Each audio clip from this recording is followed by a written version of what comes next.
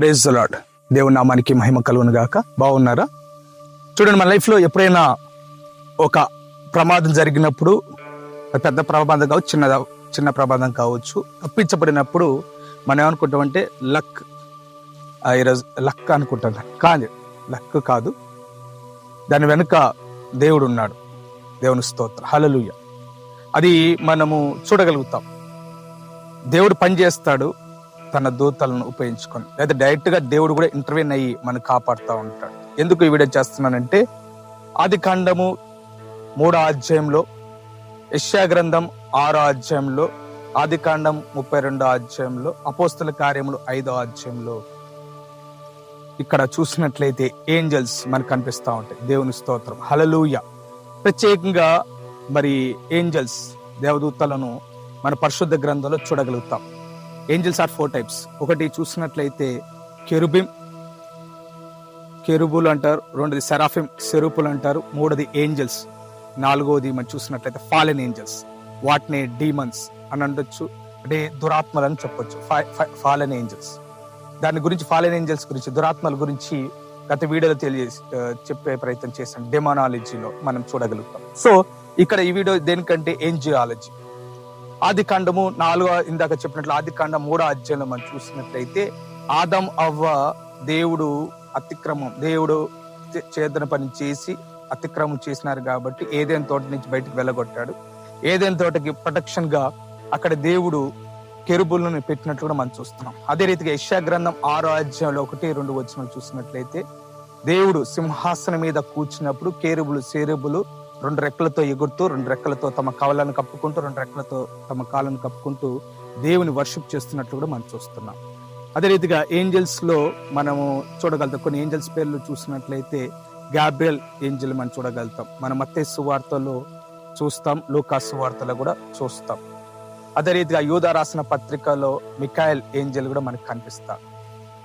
అదే రీతిగా ఇందాక చెప్పినట్లు ఫాలెన్ ఏంజల్స్, దురాత్మలు, వీటి పని ఏంటంటే మనుషుల్ని హింసించడం, మనుషుల్ని దేవుని నుంచి తప్పించడం, మనుషుల్ని దేవుడు దూరం చేయటం, వాళ్ళకి కీడు చేయటం, అనారోగ్య సమస్యలు తీసుకొచ్చే ప్రయత్నాలు ఈ ఫాలెన్ ఏంజల్స్ చేసే పని.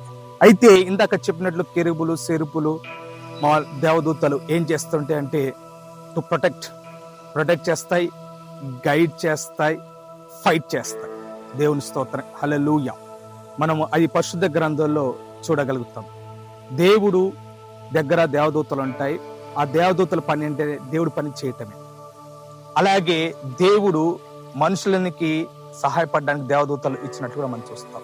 ఇంతకీ దేవదూతలు ఎవరికి అంటే, కీర్తనలు 34వ అధ్యాయం 7వ వచనం మనం చూసినట్లయితే, యెహోవా యందు భయభక్తులు గల వారి చుట్టూ ఆయన దూత కావాలండి వారిని రక్షించును అన్నమాట చూస్తాం.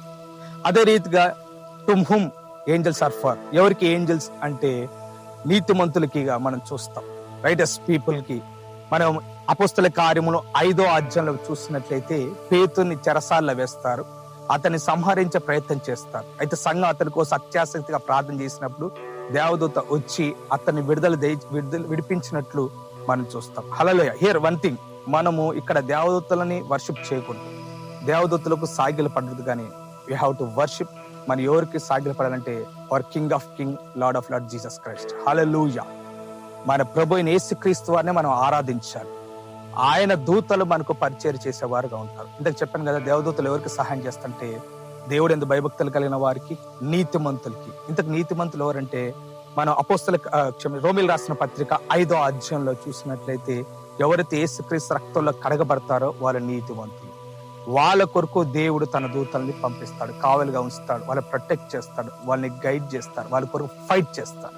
మన దానియేలు గ్రంథంలో కూడా చూసినట్లయితే మరి అక్కడ పారసిక రాజు అని మెన్షన్ చేసి ఉంటది. ఎప్పుడైతే దానియేలుకి రావాల్సిన ఇన్ఫర్మేషన్ రాకుండా ఆటంకపరుస్తున్నప్పుడు, మరి దానియేలు ప్రార్థన చేస్తున్నప్పుడు ఆ దేవదూత, గాబ్రియల్ దేవదూత వచ్చి మాట్లాడినట్లు కూడా మనము చూస్తాం. హల్లెలూయా. కాబట్టి ఈ వీడియో చూస్తున్న దేవుని ప్రజలారా, మీకు కూడా దేవదూతలు ఉన్నాయి. దేనికోసం అంటే మిమ్మల్ని కాపాడడానికి, మిమ్మల్ని గైడ్ చేయడం, ప్రొటెక్ట్ చేయడానికి. మరలా తెలియజేస్తున్న, వాటిని మనం వర్షిప్ చేయాలని కాదు, కానీ వాటిని బట్టి, ఆ దేవదూతలను బట్టి మన దేవుని స్తుతించుదుము గాక. హల్లెలూయా. కాబట్టి దేవుడి యందు భయభక్తులు కలిగి ఉండు, దేవుణ్ణి, క్రీస్తుని అంగీకరించి ఆయన రారాజుగా అంగీకరిస్తే ఆయన దూతలు నీ కోసం పనిచేస్తాయి. నీ ఉద్యోగం కొరకు, నీ పరిచర్య కొరకు ఆయన సహాయకుడుగా ఉంటాయి. అన్ని విషయాల్లో నీకు అవి హెల్ప్ఫుల్గా ఉంటాయి. కాబట్టి కమ్ టు క్రైస్ట్, క్రీస్తుని అంగీకరించు. క్రీస్తు కొరకు లోకలు జీవించినప్పుడు అవి నీ కోసం పనిచేయడానికి సిద్ధంగా ఉన్నాయి. దేవుడి మాటను దీవించి ఆశీర్వదించును గాక. Amen. Praise the Lord. God bless you.